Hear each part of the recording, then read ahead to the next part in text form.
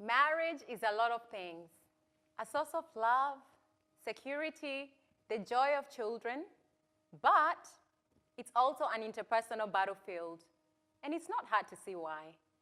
Take two disparate people, toss them together in the often confined quarters, add the stresses of money and kids, now lather, rinse, repeat for the rest of your natural life.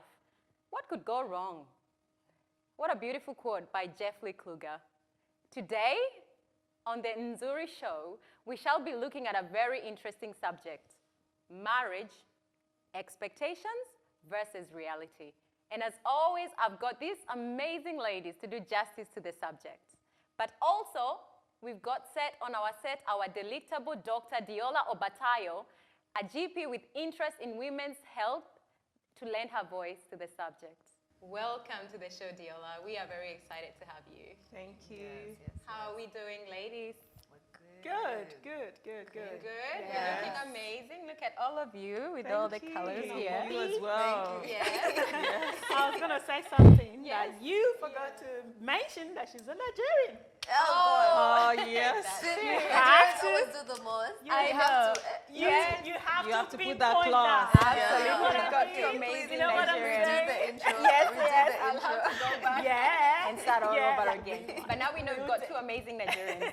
All right, let's go back to our topic.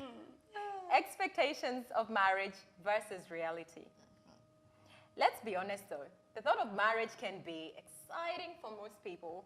For us ladies, when we hear marriage, we start to think of the ring, the dress, the shoes, and so on. And we can't wait to jump right into it. But what happens afterwards?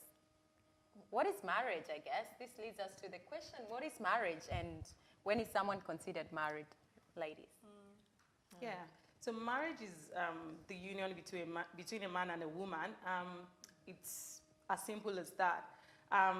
In certain cultures and different places, they would consider it as a marriage when it's formal. So when it's ordained by a priest, or when two people are joined together by a minister, and when they have a kind of a certificate to show for it. But for me, marriage is an institution ordained by God, and it's the union between a man and a woman. Okay, so that's coming from a Christian perspective. Yes. And I guess from my perspective, marriage, I'm not married, but like marriage to me is a commitment between two people, regardless of their gender or how they identify themselves. So it can be two people who identify as women and get married. Yeah. That's marriage to me. As long as you made a commitment to that person for life. I would say marriage. Maybe. I would say marriage. It's like Interesting. That's quite interesting. Yeah. you grab somebody's hands Uh-huh. and you say, hey, we're going to walk on this path together. Forever. We're going to somewhere. Yeah. I don't want to walk alone. Walk with me. So someone that you trust, but there is something that you're actually going to sign, such as the paper for the white people. And for us, you got a diary. So you're going to drop something. Yeah. you know. Yeah. So involvement of the family. So like my culture, Yeah. you got like 25 naira, something like that. Yeah. It's more, but it's very meaningful, if you know what I mean. So unless you pay that money, there is no marriage. No, you're not considered Yeah. married. So that's where I'm And for those who don't know what, I'm guessing some of our viewers might not know what dowry is. So dowry is an African, it's very much incorporated in the African culture. And it's where, as Africans, we pay, the man's family pays towards the woman to declare her as married. Where I come from in Kenya, we have this thing where the man actually pays the dowry and also introduces themselves formally in that way. Like when the parents meet, we have the first thing that we say, like we plant a tree, like you plant your tree. Which means you've trained the woman, and that's the first introduction to the parents. And the man doesn't get to go there. So in our traditional Kenyan marriage, in my tribe, then you're considered married once you pay that dowry. So you said something about commitment, and marriage is also commitment and love, and of course love is a big topic on its own. So you're committed to someone, and that's why, like in so many forms of marriages, or when you do the programs and the ceremonies, you have what we call the vows, which is you declaring before God, for me as like I believe, before God and before family members and loved ones, and declaring your promise to stay by the person. And you can, when people make vows and they say for better, for worse, for richer, for poorer, and you just declare to stay by the person until death do you part. But would you also say that marriage, talking about marriage, would you say that when you get married to someone, there has to be love? Because some people marry for different reasons. Yes. So do they have to work together? Like, you have to love this person before you get married to this person. Yes. Because some people are also expecting something else. I feel like there has to be love, but there's a lot of people who get married without the love being there, or they just get into the commitment, or they sign the papers without even knowing each other. Nowadays there's WhatsApp marriages happening. So I love first sight, and you just fall in love at the moment. I love that point, Linda, because that will lead us to our next point. But for now, we'll take a break.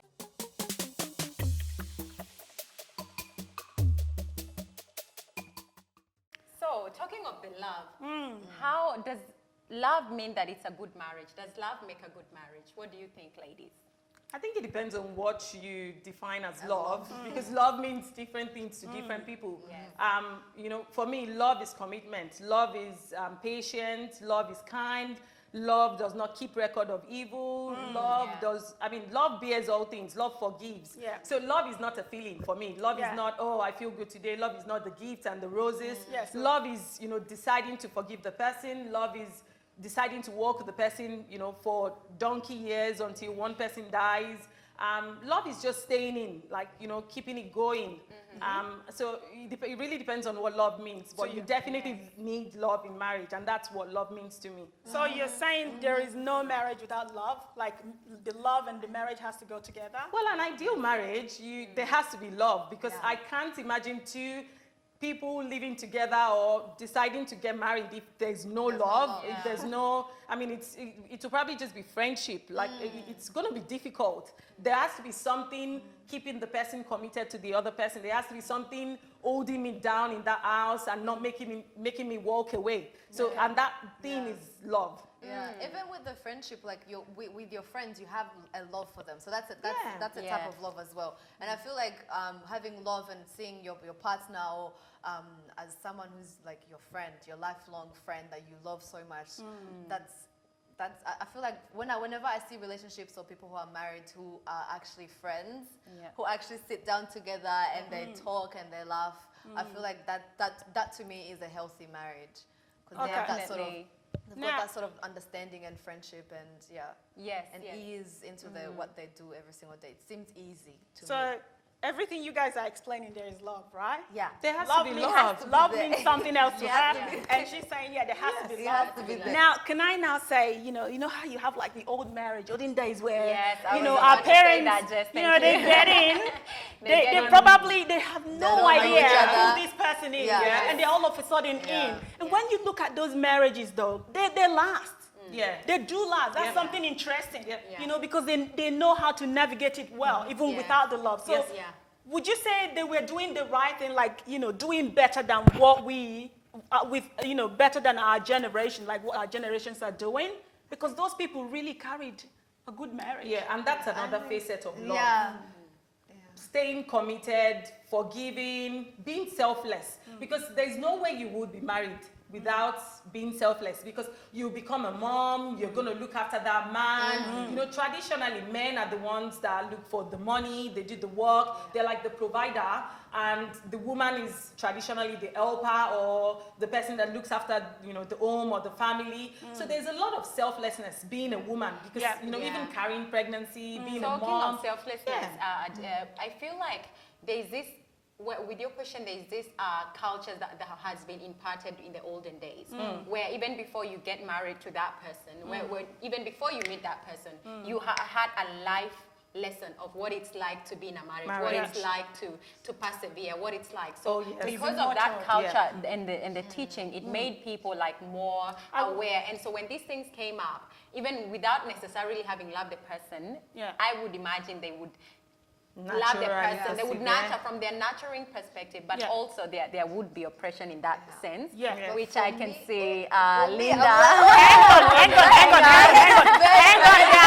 Hang on, there's a quick one here. Because sometimes I feel like we we look at those relationships and sort of fantasize about them, saying that they had the perfect love. But I feel like a lot of people who have been married for so long, in that sense, when especially our parents or my parents specifically, no one was happy. No, No, that is the point. I tend to disagree. Because they were built that way, though. I They tend were to built disagree to when you also say no one was happy, because you can say some of them weren't happy because some of them learned to love one another.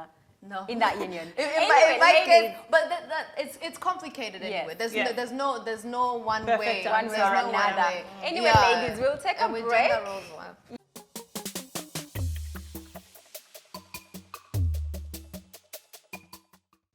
Marriage, is it a choice or an obligation, and why? It's a choice. That's a choice. Period. That's I my feel, comment. I feel marriage Period. is It's a obligation. It's from our culture. I feel like it's more of an obligation. Yeah. Right. And I'll tell you why. Yeah. Now they program us that Oh, this yeah. thing is compulsory. Yeah. You as a girl child growing up in your parents' home, your mom is already prepping you. Hey, you have to cook this way for your husband. Yeah. Don't forget, the way to a man's heart is through his stomach. All of a sudden, they're telling you that you have to. They're not even giving you a choice here. Yeah. You know what I mean? And you're growing up this society, everywhere around you, your friends, they're getting married, they're prepping and going, oh my God, I'm turning 30, I have to get married. All of a sudden, you are being told that this whole deal here is compulsory, that you have no choice as long as you belong to this society. I do understand what you mean. You know, there's this societal expectation. Yeah, we you have know, to question you go to school, you graduate, and the next thing on the list is getting married. But at the end of the day, I believe it comes to the choice. Because in a lot of ways, you're still going to choose the person you want to get married to. Even though there is that societal expectation, just like you said, you know, you're being prepped, and everybody just expects that you're married. And to an extent as well, you know, people just look at someone who isn't married in a certain way. There is an expectation, I agree, but it's also a choice because you choose to get married. You And choose you to sign make that that vows. You paper. choose You to sign allow that someone to paper. put the ring on your finger, and you know you choose to go down that Just path. look like I'm you're going very to- something. I'm going to have to Let me say disagree. something. Okay, Linda.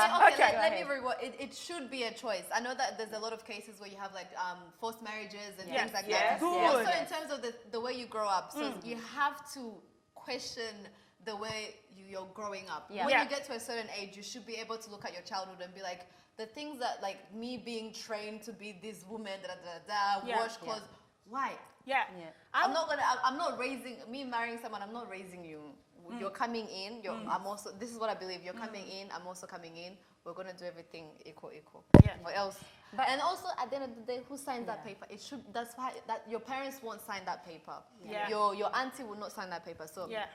You're legally, signing you the should- paper you're yourself. signing. So that's You're a saying choice. It depends though. Like in That's a some choice. culture, you're not even the one signing the paper. Your parents, they've taken it those should bride be. brides. It should be They're a not choice. giving you a choice. Not everyone have a choice I here. see, Yeah. where, I see where you're coming from, Linda, because when you say like it should be a choice, Yeah.